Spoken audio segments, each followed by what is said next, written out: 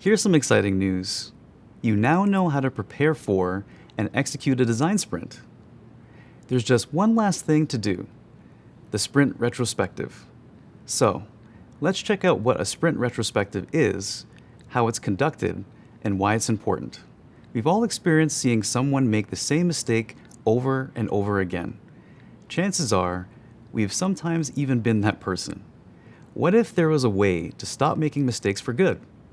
Well, that's exactly what retrospectives do. The retrospective is a collaborative critique of the team's design sprint. We usually do retrospective meetings immediately following the sprint so that everyone's thoughts are fresh. Retrospective meetings don't have any particular agenda.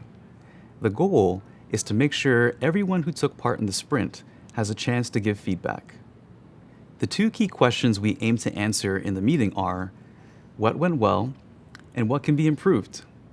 The person who led the sprint will guide the conversation, and someone will take notes so that the team can use the feedback to make the next sprint even more productive. Retrospectives are super useful.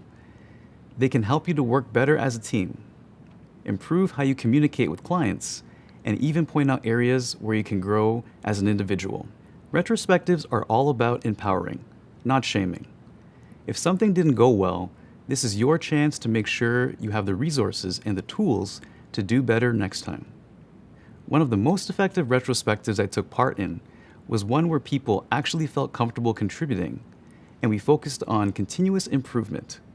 Speaking of retrospectives, let's recap what we learned. We now know what a design sprint is, what's involved in each design sprint phase, and how to plan a design sprint.